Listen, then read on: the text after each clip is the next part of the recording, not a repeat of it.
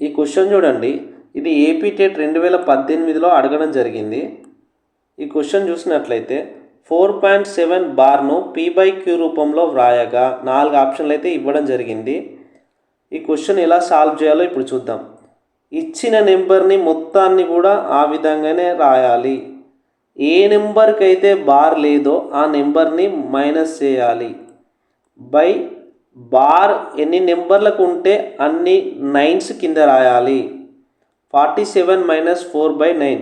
47లకి వెళ్ళి 4 పోతే 43. 43/9. ఇది ఆన్సర్.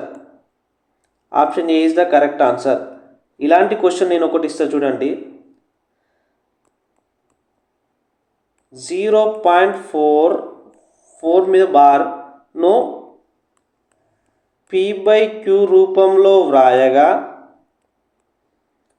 P+Q విలువ ఎంత? దీని యొక్క ఆన్సర్ను కామెంట్ చేయండి. Thank you.